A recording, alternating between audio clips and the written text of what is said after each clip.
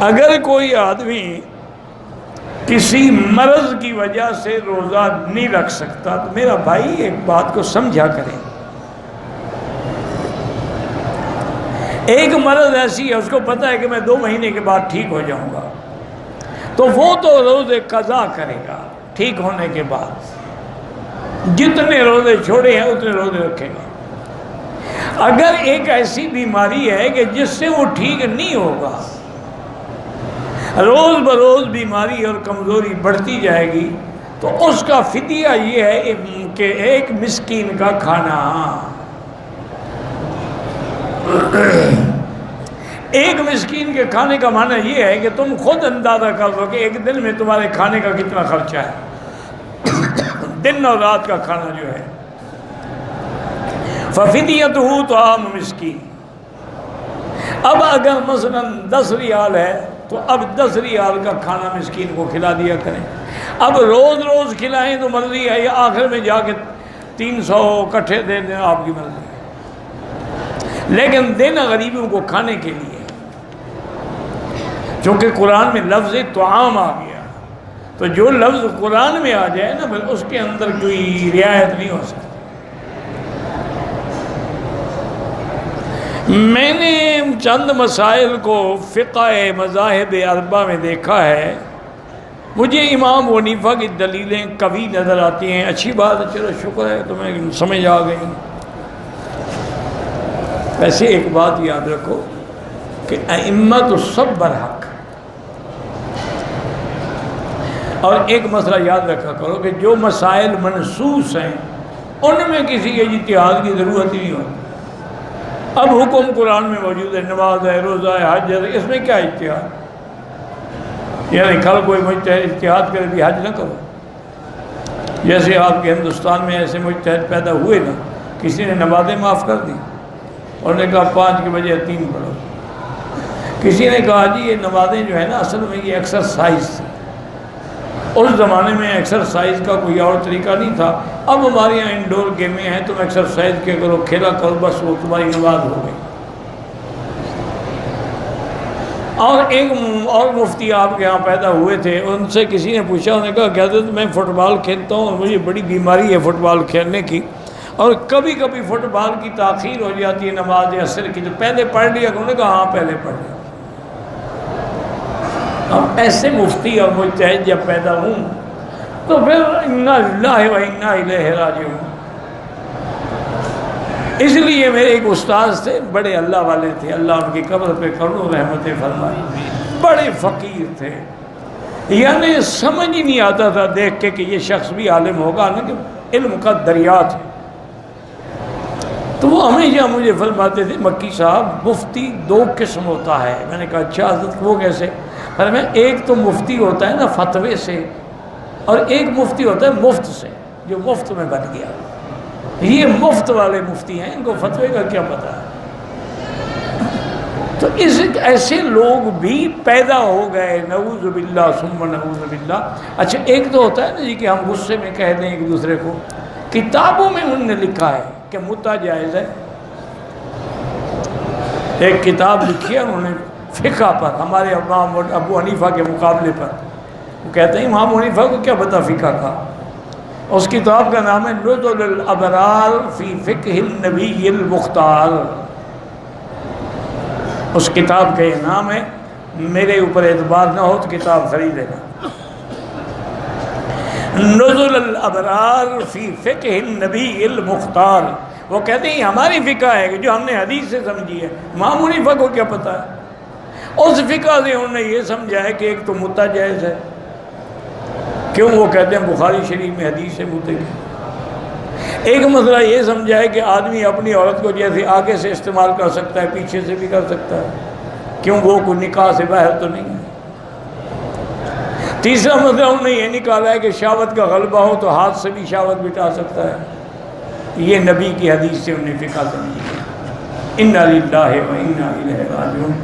لکھنے والے مر گئے، اللہ ان کو بخش دے، بس جو فوت ہو جائے ان کے لیے دعا کیا کرے، اگر زندہ ہوں تو اللہ۔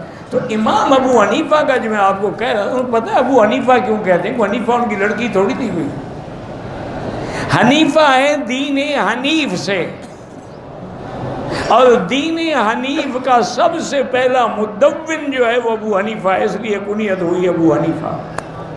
یہ کنیت وصفی ہے، یہ کنیت نسبی نہیں ہے۔ اور یعنی سب سے پہلے فقہ جس نے تدوین کی وہ ابو حنیفہ تھے۔ اور پھر امام ابو حنیفہ کی فقہ جو ہے ویسے نہیں ہے، انہوں نے ایک جیوری بنائی تھی علماء کی، جس میں محدثین بھی تھے، جس میں نحو والے بھی تھے، صرف والے بھی تھے، معانی والے بھی تھے، لغت والے بھی تھے، ادب والے بھی تھے، اسماء الرجال والے بھی تھے، تفقہ رکھنے والے بھی تھے۔ ان کے سامنے ایک مسئلہ رکھا جاتا، وہ سارے بحث کرتے، پھر امام صاحب کو سناتے، امام صاحب اس کو قبول کرتے، پھر وہ مسئلہ لکھا جاتا۔ اس طرح انہوں نے تقریباً 60,000 مسئلہ جو ہے وہ منضبط کیا ہے۔ اب اتنے علماء کا جس پہ غور ہو تو اس میں غلطی پھر کم ہوتی۔ اور دوسرا یہ بھی یاد رکھیں کہ امام صاحب کے شاگرد تھے ابو یوسف اور محمد بن حسن الشیبانی، جن کو صاحبین کہتے ہیں۔ تو صاحبین میں جو محمد بن حسن ہیں، امام شافعی رحمہ ان کے شاگرد ہیں، اور امام احمد بن حنبل امام شافعی کے شاگرد ہیں، تو سارے امام کے شاگردوں کے شاگرد ہو گئے۔ امام مالک رحمۃ اللہ علیہ امام دار الہجرت نے عبداللہ ابن مبارک فرماتے ہیں کہ انہوں نے کچھ مسائل حنفیہ کے خلاف بات فرمائی۔ بڑے لوگ تھے، اللہ ان کی قبروں پہ کروڑوں رحمتیں فرمائے۔ عبداللہ ابن مبارک جو ہیں امیر المومنین فی الحدیث ہیں، وہ حنیفہ کے شاگرد ہیں اور امام بخاری کے استاد ہیں۔ وہ کہتے ہیں کہ ایک دن پھر میں نے ایسا کیا کہ چند ورقوں پہ مسئلے لکھے، اور ان میں جو ابو حنیفہ رحمۃ اللہ علیہ کا قول تھا نا، وہ لکھتا گیا، سارے 50-60 مسائل لکھ کے میں نے امام صاحب کو پیش کی۔ انہوں نے فرمایا اچھا میں رات دیکھوں گا۔ دوسرے دن مجھے ملے، پھر میں نے رات اور مسائل پہ غور کیا، مسائل تو کمال ہیں، کس بندے نے لکھے ہیں یہ؟ میں نے کہا حضرت جس پر آپ ناراض ہوتے ہیں ابو حنیفہ کے تو ہیں۔ فرمایا الزم ابا حنیفہ، اس کو نہ چھوڑنا، اس بندے کو، اس کو اللہ نے کو خاص علم لدنی عطا فرمایا۔ اس لیے اعتراض کرنا بڑا آسان ہے، لیکن جب دلائل کی دنیا آتی ہے نا، یقین کریں کہ فقہ حنفی کا جو مقام ہے وہ اور کوئی امام اس پہ نہیں پہنچ سکا۔ اللہ تعالیٰ سب کی قبروں پہ کروڑوں رحمتیں فرمائے۔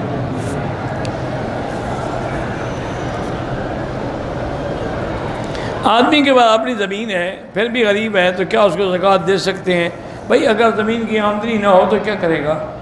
کئی لوگ ہم نے دیکھے ہیں زمینیں ان کے پاس مربے ہیں لیکن کھانے کو روٹی بھی نہیں ہے، تو وہ لے سکتا ہے زکوٰۃ، صرف خوشی ہے نا کہ اس کے نام زمین ہے۔ جب آمدنی کچھ نہ ہو، زمین ہو یا کچھ ہو۔ حضور کا لباس مبارک جو ہے، آپ سفید کرتا پہنتے تھے لیکن موٹی پنڈلی تک، اور نیچے آپ چادر باندھتے تھے۔ میری بیوی کے پاس 2 تولے سونا ہے، شادی بیاہ میں استعمال کرتی ہے، اس کی کوئی زکوٰۃ نہیں۔ بہرحال جو 2-3 گرام ہر وقت استعمال، اس کی بھی کوئی زکوٰۃ نہیں۔ اگر سونا 7.25 تولے ہو جائے یا 52 تولے چاندی کی قیمت ہو جائے پھر زکوٰۃ، 1-2 تولے پہ کچھ نہیں ہو۔ کہتا کہ رکن یمانی میں کیلیں لگی ہوئی ہیں، تو ان سے پوچھے جن نے لگائی ہیں، مجھے کیا بتایا؟ اصل میں وہ شیعہ نے ان کے دماغ میں ڈالا ہوا ہے نا، یہاں دروازہ تھا، حضرت علی جب پیدا ہوئے تو یہ جگہ پھٹ گئی، بی بی اندر سے باہر نکل آئی۔ یہ شیعہ کا مسئلہ ہے، ان کا نہیں، اس لیے کیلیں لگائی ہیں کہ پھر حضرت علی کا نکل آئے۔ جاہل لوگ ہیں، کیا کرے انسان، دکھ ہوتا ہے۔ حضرت علی کوئی چھوٹی شخصیت ہے، کیا کہہ رہے ہیں؟ جس بندے کے بارے میں میرے پاک نبی نے فرمایا کہ لا یحبک الا مؤمن ولا یبغضک الا منافق، علی تیرے ساتھ وہی محبت کرے گا جو ایمان والا ہے، اور تیرے ساتھ اس کو بغض ہوگا جو منافق ہے۔ یہ ایک روایت ہے کہ کعبے میں پیدا ہوئے، وہ کعبے میں نہیں حرم میں پیدا ہوئے، حرم کو بھی کعبہ کہتے ہیں۔ اب دیکھو نا قرآن میں ہے کہ حج کی بکری کعبے میں ذبح کرو، ہدین بالغ الکعبہ، تم ذبح کرتے ہو مینا میں، تو سارا حرم کعبہ ہے۔ تو اس لیے کسی نے لکھا کہ مولود کعبہ نے کہا کعبے کے اندر پیدا ہوئے تھے، پھر دروازہ باقی نے خود بنائے جیسے ذاکر بناتے ہیں۔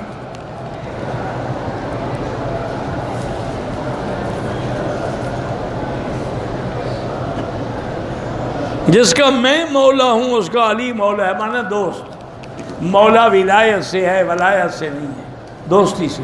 اللہ ولی الذین آمنوا، اللہ مومنوں کا دوست ہے۔ اس سے یہ تھوڑا ہے کہ حضرت علی خدا بن گئے۔ جب میاں اور بیوی میں طلاق ہو جائے تو وہ ساتھ رہنا چاہے، اگر ایک طلاق ہے تو رجوع کر سکتا ہے، 2 طلاقیں دی ہیں رجوع کر سکتا ہے، 3 طلاقیں دی ہیں تو رجوع بھی نہیں کر سکتا، اس کو ساتھ بھی رکھ سکتا، بس فوراً وہ چلی جائے۔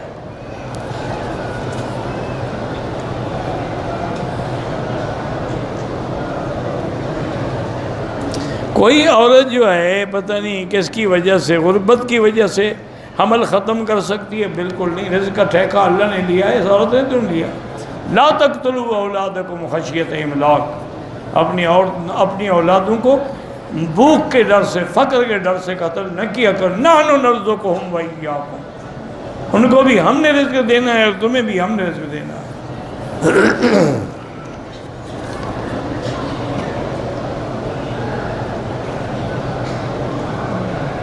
کہیں اگر عالم نہ ہو، کوئی ایک آدمی ہو جس کو جنازے کی دعا آتی ہے، مسلمان تو ہے نا، پڑھا سکتا ہے۔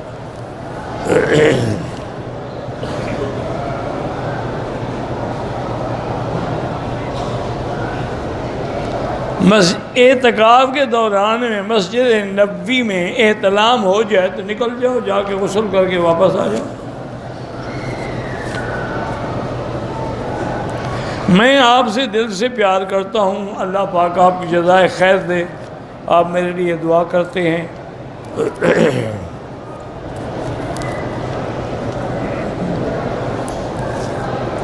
ایک آدمی نے نفلی عمرہ کیا، طواف کیا، صفا کیا، احرام کھول دیا، حلق بعد میں کرایا۔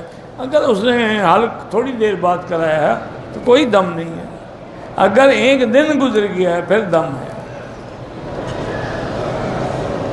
مرنے کے بعد عورت اپنی شوہر کا منہ دیکھ سکتی ہے؟ کیوں نہیں دیکھ سکتی؟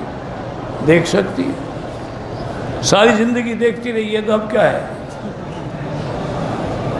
افضل ہے کہ نہ دیکھے، اس کی حکمتیں ہیں، راز ہیں۔ کبھی اللہ نہ کرے، اللہ نہ کرے، اللہ نہ کرے، کبھی کبھی مرنے کے بعد آدمی کی شکل بدل جاتی ہے۔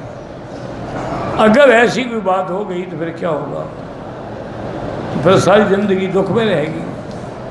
تو اللہ کی حکمتیں ہیں، جب اللہ نے پردہ ڈال دیا کفن ڈالو بس۔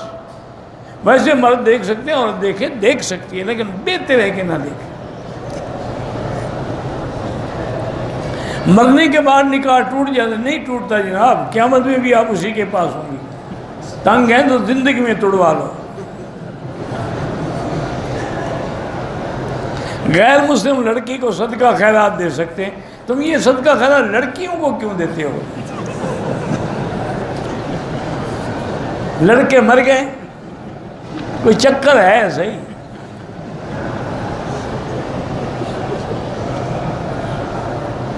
ہاں، ایک روایت پہ ہے کہ حضور نے فرمایا کہ میرے بعد جو میری قبر مبارک کی زیارت پہ کریں گے ان کے لیے میری شفاعت ہو۔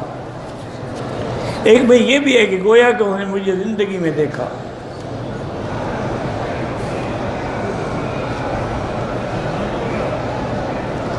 دبئی میں نماز کے دوران اگر کوئی سلام کرے تو اشارے سے جواب ناجائز ہے۔ نماز سکون کا نا، اسکنوا فی الصلاۃ۔ درود تنجینا پڑھ سکتے ہیں، والدین کے اولاد کے لیے کیا حقوق ہیں؟ اولاد والدین کی خدمت کرے، ان کے بڑھاپے کا سہارا بنے، ان کا دست و بازو بنے، ان کو کما کے کھلائے۔ مسجد جیرانہ سے حضور پاک نے احرام باندھے، 300 انبیاء نے نہیں باندھا۔ اور جو 7 کنواں ہے اس میں حضور نے لعاب دہن ڈالا تھا، اس میں شہداء نہیں ہیں۔ ہر احرام کے لیے، عمرے کے لیے احرام دھونا ہوگا، کیوں عمرہ کرنے سے احرام پلید ہو جاتا ہے؟ یہ اچھا مسئلہ نکالا ہے لوگوں نے بھائی، اگر پلید ہو جاتے پھر ضرور دھوئیں، کیوں عمرہ کرتے تمہارا پیشاب نکل جاتا ہو پھر تو دھونا پڑے گا نا، کیا بس کچھ اپنا عقل بھی استعمال کرو۔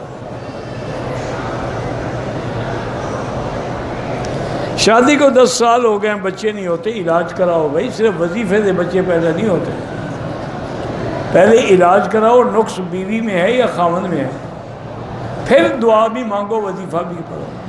ایسے صرف دعا سے، وہ ایک پرانی بات ہے، ہم ہانگ کانگ میں تھے، امام حرم بھی ہمارے ساتھ تھے، بہت بڑے بزرگ تھے، بہت بڑے عالم تھے، شیخ محمد صدیق، اللہ ان کی قبر پہ کروڑوں رحمتیں فرمائے، بڑے مدرس عالم، فقیہ عالم تھے۔ وہاں کبھی ہمیں سفر ہوتا تھا، وہاں تو گاڑیاں لین میں پھنس گئیں یا ٹریفک جام ہو گیا، تو ایک دفعہ ایسا ہوا تو مغرب کی نماز کا وقت قریب تھا تو ٹریفک جام ہو گیا، تو حضرت نے فرمایا، ہنس کے فرمانے لگے، اچھا بھائی آج مولوی مکی کے مذہب پہ نماز پڑھ لیں گے، مغرب لیٹ کریں گے، عشاء جلدی پڑھ لیں گے، دونوں نمازیں جمع بھی ہو جائیں گی اور مکی صاحب کی قول پہ عمل بھی ہو جائے گا۔ یعنی بڑا پیار کی بات ہے، یہ ان کی محبت کی بات ہے، ورنہ میں تو ان کے شاگردوں کے برابر بھی نہیں ہوں، اتنے بڑے عالم تھے۔ تو ہم بیٹھے ہوئے تھے، ایک آدمی آیا، وہ بار بار حضرت دعا کریں اللہ مجھے بچہ دے، حضرت نے ہاں بھائی دعا کروں، وہ پھر آ جائے، حضرت دعا کریں اللہ مجھے بیٹا دے، بھائی دعا کروں گا، 2 منٹ لگے پھر آ جائے۔ میں نے حضرت کی خدمت میں ایسا دیکھا، میں نے کہا حضرت پہلے اس سے پوچھو تمہاری شادی ہو گئی ہے؟ حضرت نے پوچھا، پھر میں نہیں پوچھتا تم پوچھو، میں نے کہا ابھی تمہاری شادی ہو گئی؟ انہوں نے کہا شاید تو نہیں ہوئی، میں نے کہا بچہ تمہیں پیدا ہوگا حضرت کی دعا سے، نکلو بعد وقت میں نہیں، حضرت کا سر کھا گئے ہو۔ اب ایسے بندے حضرت وظیفے کوئی اثر نہیں کرتا، اسباب کے بعد وظیفہ ہے، یہ نہیں ہے کہ روٹی نہ کھاؤ اور افطار ہو جائے، یہ نہیں ہے، کھاؤ اور پھر دعا بھی مانگو۔ الحمدللہ الذی اطعمنا وسقانا۔ عبد الرحیم صابر کی والدہ پریشان ہے کہ داڑھی نہیں رکھتا، اللہ ہدایت دے۔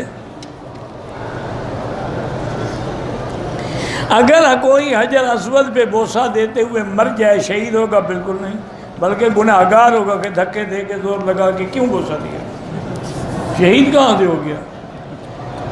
جب اسلام نے حکم دیا کہ اشارہ کر لو بس، پھر شہید ہونے کی کیا ضرورت ہے؟ یہ مسئلہ پوچھو علماء سے کہ کیا یہ موت اس کی حرام موت تو نہیں، تم شہادت دے رہے ہو اس کو۔ کہتے ہیں اللہ ہمیں بھی آپ کی طرح دین کا داعی بنا، اللہ ہر بندے کو دین کا داعی بنایا۔ ایک گاؤں میں 2 فرقے ہیں، ایک دیوبندی اور بریلوی۔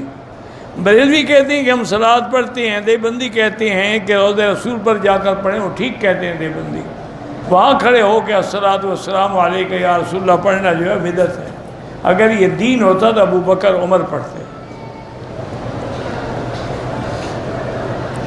سسر اپنی بہو کے لیے نامحرم نہیں، نامحرم تو نہیں ہے، محرم ہے، لیکن آج کل بہو کو بھی بچنا چاہیے دیور سے بھی، سسر سے بھی۔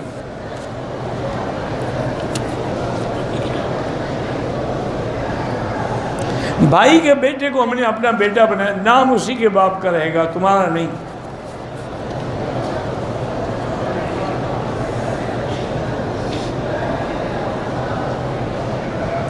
دو چکر طواف کیے، تکلیف ہو رہی تھی، پھر اوپر چلے گئے، کوئی بات نہیں، جانے میں کعبے کو پیٹ ہو گئی، کوئی فرق نہیں پڑتا۔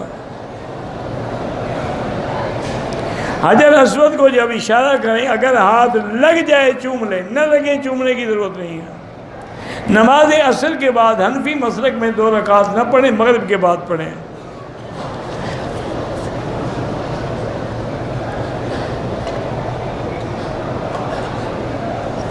کہتے ہیں احرام سے پہلے میں نے ناخن تراشے، پیر کے ناخن کا ذرا سا حصہ چپکا رہ گیا جو بعد میں نے توڑ دیا، کچھ نہیں ہوتا، ٹھیک ہے۔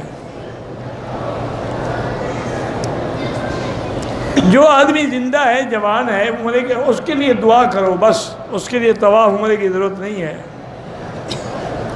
آدمی عمرہ کر کے جائے، حج کر کے جائے، پھر بھی نماز نہ پڑھے، حقوق العباد ادا نہ کرے، تو سمجھ لو کہ اس کا حج مردود ہے۔ اگر قبول ہوتا تو تبدیلی آتی نا۔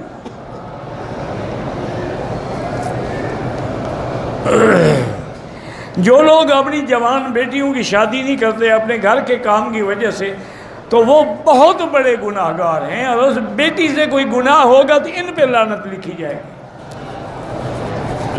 آخر وہ عورت ہے، انسان ہے، اس کے جذبات ہیں، بالغ ہو گئی، شادی کرو۔ شیعہ کے جنازے میں شرکت نہ کریں۔ میں درس نظامی کا فاضل ہوں، جب دور حدیث پڑھ لو پھر آگے حدیث کی اجازت لینا۔ غار ہیرا اور غار ثور کے جانے کی، یہ وہ مقام ہے جہاں حضور گئے ہیں، کوئی آدمی جاتا ہے تو کوئی حرج نہیں، لیکن کوئی ضروری بھی نہیں، نہ حکم ہے۔ بد نظری سے بچنا ہو تو لا حول ولا قوت الا باللہ زیادہ پڑھا کرو، اعوذ باللہ من الشیطان الرجیم زیادہ پڑھا کرو۔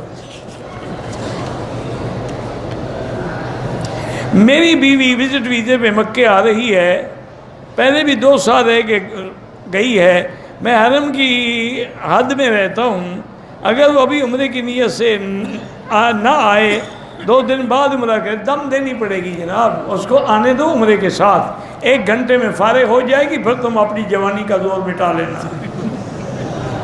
اس کو برباد نہ کرو عمرے سے۔ اللہ اس کو لا رہا ہے، 2 سال کے بعد آ رہی ہے، ٹکٹ ویسے بھرے گی تو اس کو اللہ سے عمرہ دے، اور خاص طور پر رمضان کا عمرہ جو حضور کے حج کے برابر ہے۔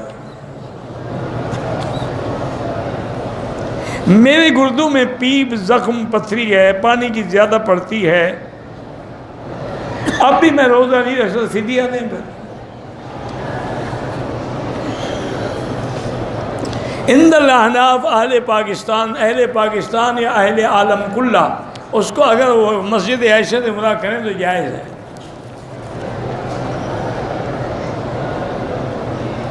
قمر علی کی والدہ بھی ماں اللہ شفا عطا فرمائے، 3 تولے سونا ہے، 10 لاکھ مال تجارت ہے، بالکل زکوٰۃ دینی ہوگی، ساری قیمت لگا کے 2.5% زکوٰۃ دیں۔ 10 لاکھ روپے موجود ہیں، اب سونا کیوں گن رہے ہو؟ اس کی قیمت لگا کے بھی 10 لاکھ میں شامل کرو۔ شادی کو 10 سال ہو گئے، اولاد علاج بھی کرائیں، پھر وظیفہ پڑھیں، رب لا تذرنی فردا وانت خیر الوارثین۔ اگر رشتے نہ ملیں تو 3 دفعہ روزانہ سورۃ الرحمن پڑھ کے دعا مانگیں۔ آپ اخلاص سے پڑھیں، یقین سے۔ یہاں ایک بزرگ ہوتے تھے، اب کافی عرصہ ہو گیا مجھے نہیں ملے، اللہ عالم فوت ہو گئے یا اللہ عالم واپس پاکستان چلے گئے۔ وہ میرے پاس ایک دن آیا، رونے لگ گیا کہ میری 2 لڑکیاں ہیں، میں یہاں عالم میں پڑھا ہوں، غریب آدمی ہوں، رشتے نہیں ہو رہے۔ میں نے کہا ایسا کرو، ان لڑکیوں سے بھی کہو کہ روزانہ اول آخر درود شریف اور 3 دفعہ سورۃ الرحمن، چونکہ الرحمن جو ہے یہ عرائس القرآن ہے، یہ قرآن کی دلہن ہے، تو یہ پڑھ کے دعا مانگے، اور تم بھی پڑھو۔ وہ تقریباً ہفتے یا 2 ہفتے کے بعد ملا، کہنے لگا مکی صاحب میں نے تو ایک کے لیے پڑھا تھا، دونوں کی شادی ہو گئی۔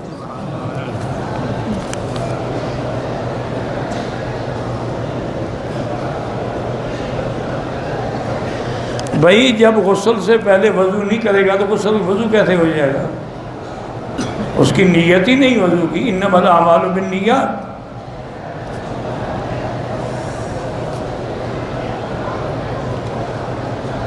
ہم نماز پڑھتے ہیں لیکن پھر خیال ہوتا ہے کہ کمی ہے، یہ خیال بڑی اچھی بات ہے، یعنی آپ کو احساس جو ہے یہ اچھا ہے، آئندہ جو ہے زیادہ ذوق شوق سے نماز پڑھیں۔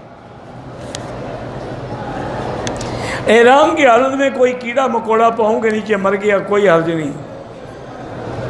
مغرب کی اذان کے بعد 2 رکعتیں جو ہیں بعض ائمہ کے نزدیک ایسے ہیں کہ بین کل اذانین صلاۃ، وہ اس حدیث سے حجت پکڑتے ہیں۔ امام صاحب فرماتے ہیں ایک حدیث میں آیا ہے کہ الا المغرب، کے مغرب کے لیے نہیں۔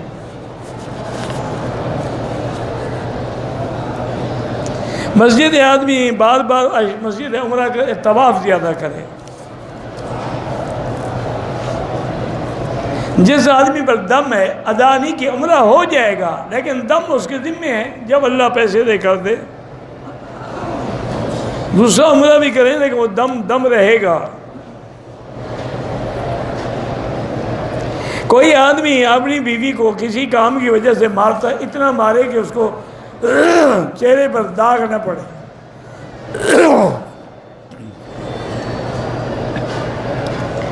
مقام ملتزم کے علاوہ کعبۃ اللہ کے خلاف کو کسی جگہ سے بھی پکڑ کے دعا مانگنا جائز نہیں ہے۔ مجھے شدید دمے کی تکلیف ہے، اللہ شفا عطا فرمائے۔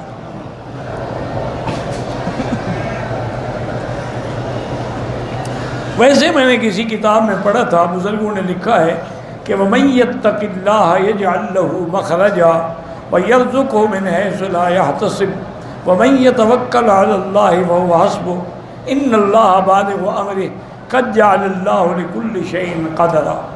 یہ آیت اگر 100 دفعہ روز پڑھتا رہے تو انشاءاللہ 11 دن کے بعد دمہ ہمیشہ کے لیے ختم ہو جائے گا۔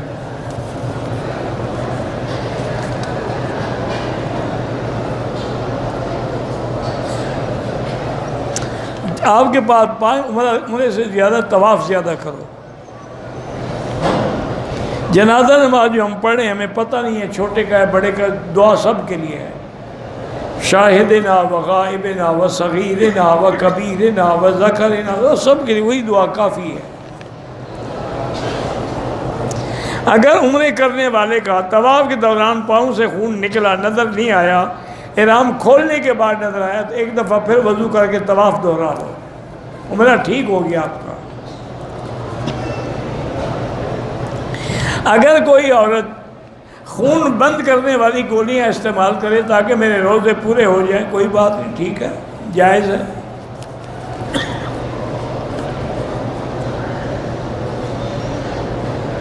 ایک عورت بیمار تھی، ایک دن طواف کیا، دوسرے دن صفا دوڑی، کوئی حرج نہیں، عمرے کا طواف ادا کر لیا، عصر کے بعد نماز نہ پڑھیں تو بہتر ہے، مغرب کے بعد پڑھیں۔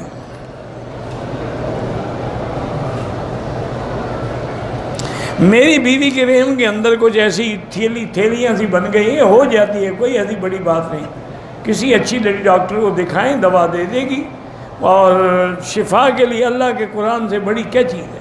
سورۃ الفاتحہ بیوی کو سمجھاؤ کہ ہر نماز کے بعد 7 دفعہ پڑھ کے پورے بدن پہ دم کرے۔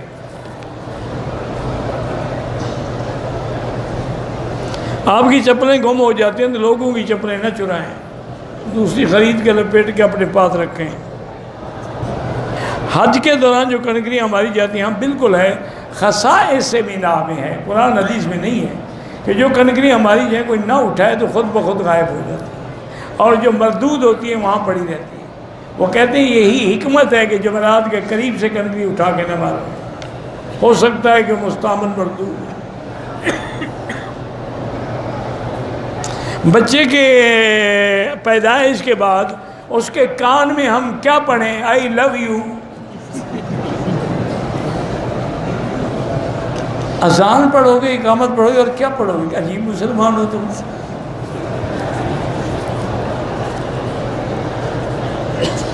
اگر رمضان میں ساری کھانے کے بعد بالکل آخر اذان شروع ہو، پانی پی رہا تھا، ایک بھونک پی لیا، اللہ اکبر ہو گیا، کوئی بات نہیں، روزہ ہو جائے گا۔ تیسری رکعت میں سورۃ فاتحہ کے بعد ایک سورت سے ایک آیت پڑھ لی، پھر سجدہ صاف کر لیا، ٹھیک ہو گیا۔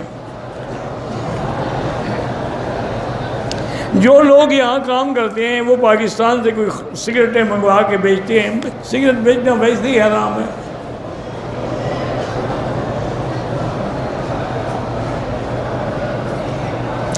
میں شادی شدہ ہوں لیکن ایک لڑکی اور بھی مجھ سے شادی کرنا چاہتی ہے، اس کے گھر والے راضی نہیں ہیں اور وہ 8 سال سے شادی نہیں کر رہی، تو بالکل آپ بھی گناہ گار ہیں بھی، یا تو شادی کر لو نا، اس سے کیوں انتظار کروا رہے ہو؟ اور نہیں کرنی تو اس کو واضح کر دو۔ وہ بھی پاگل ہے کہ 8 سال سے تمہارے جیسے بے وقوف کے انتظار میں بیٹھی ہے۔ عقل ہوتا تو اور جگہ شادی نہ کر، 8 سال زندگی تباہ ہو گئی، 8 سال تو ایک جوانی ہے، انشاءاللہ 2 سال کے بعد پھر اور بوڑھی ہو جائے گی، پھر کوئی بھی شادی نہیں کرے گا۔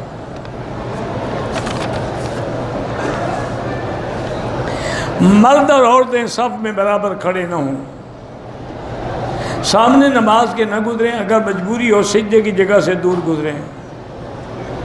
بہرحال رفع یدین حنفی مسلک میں نہیں ہے، جو کرتے ہیں اللہ ان کی نماز بھی قبول فرمائے۔ قبلے کی طرف پیٹ کر کے لیٹتے ہیں، یہ بے ادبی ہے۔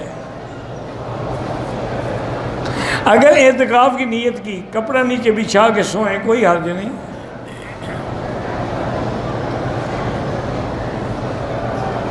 بہرحال جو لوگ باہر صدقے کی چیزیں بانٹتے ہیں، اگر غریب ہیں تو لے لیا کریں، ورنہ نہیں۔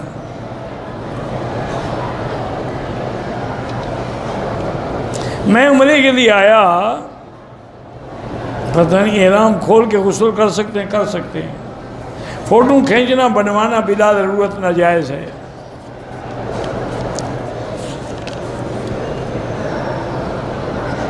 طواف کے بعد جو نفل ہے وہ نفل نہیں ہے، واجب ہے۔ ایک محرم عورت ہے، غیر محرم عورت کی مونچھیں کاٹی، عورت کی مونچھیں ہوتی ہیں، پھر اس نے کیا کاٹا؟ اللہ عالم، عجیب لوگ ہیں۔ بہرحال اگر عورت کی مونچھیں نکل آئیں، اس کو ہمیشہ کے لیے ختم کروا دیں لیزر کے ساتھ، عیب ہے نا عورت کے لیے۔ مرد کے لیے مونچھیں جو ہیں وہ ایک جمال ہے، عورت کے لیے تو بالکل زوال ہے۔ طواف سائی کے حلق سے پہلے بازار میں جا عطر لگایا، مجھے عمرے کا دھیان تھا نہ یاد، عمرے کی قضا کر لو تلافی ہو جائے گی، نہیں، کتنی عطر کتنی جگہ لگا، اگر دونوں ہاتھوں میں مل لیا پھر تو دم ہے، ورنہ نہیں ہے۔ ہر طواف میں وضو ضروری ہے، طواف نماز کے حکم میں ہے۔ نفلی طواف یا نفلی عمرہ جو ہے زندوں کے لیے بعض علماء جائز سمجھتے ہیں، ورنہ اگر بہتر تحقیق یہی ہے کہ اگر وہ زندہ ہے لیکن معذور ہے، یا زندہ ہے اس نے وصیت کی میرا عمرہ کرو، پھر کر سکتے ہیں۔ حالت احرام میں بال ٹوٹ جائے کوئی دم شم نہیں۔ مسافر امام کے پیچھے آخری 2 رکعات میں صرف امام کے پیچھے کچھ نہیں پڑھنا، مسافر ہو یا مقیم ہو۔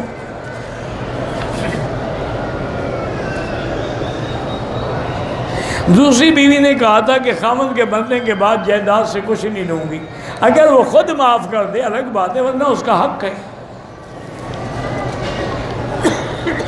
ایک وقت میں 3 طلاقیں ہو جاتی ہیں، پہلے ایک آدمی کو کھڑا کر کے 3 تھپڑ مارو، پوچھو 1 لگا یا 3؟ اگر وہ کہے 1 تو پھر 1 ہوتی ہے، وہ کہے 3 تو پھر 3 ہوتی ہے۔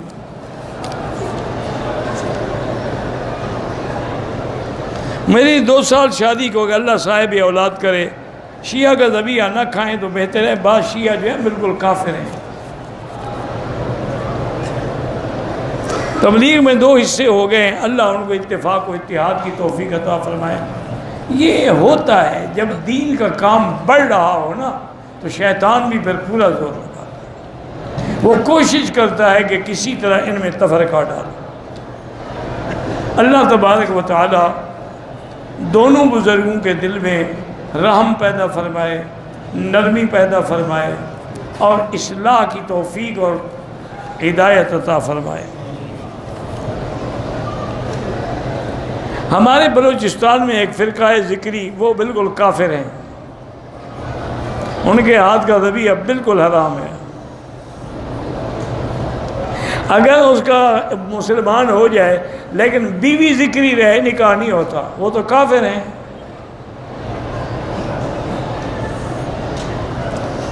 ان کا نکاح وہ جانے، لیکن فرقہ کافر ہے۔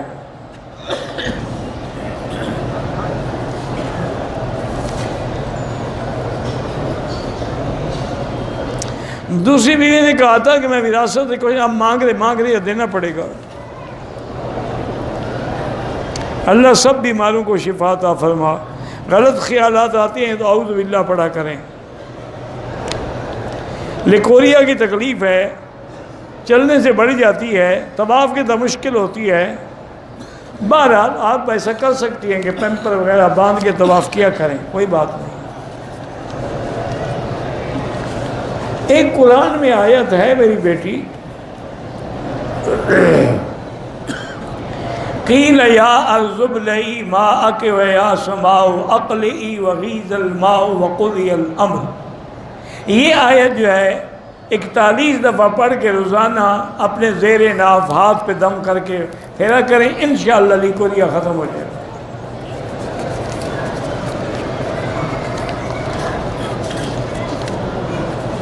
ویسے علاج بھی ہیں دنیا میں آج۔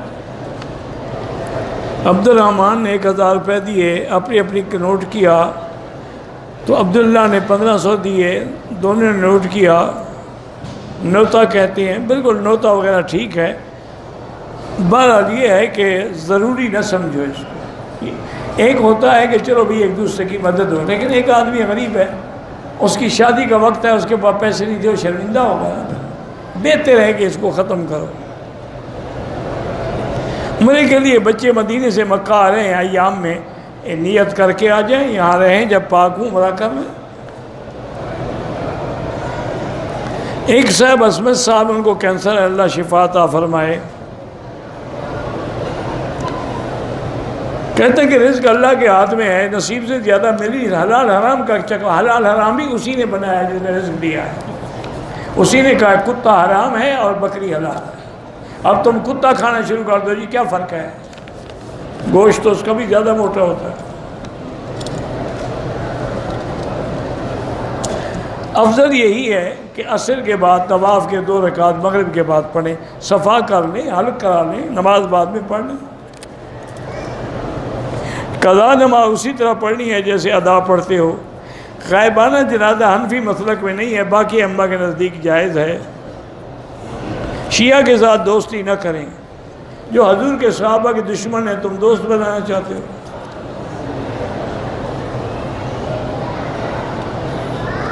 پاکستان میں ہمارے پاس ریال ہیں، آپ کی مرضی ہے، روپے بنائیں، کچھ کریں، زکوٰۃ دیں آپ۔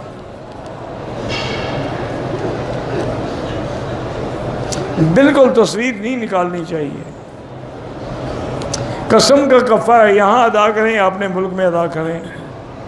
سلام پیش کرتے وقت ہاتھ اٹھانا کیسا ہے؟ ہاتھ اٹھانے کی کوئی ضرورت نہیں۔ تکافل مجھے نہیں پتا کہ پالیسی اس کی تفصیل کیا ہے۔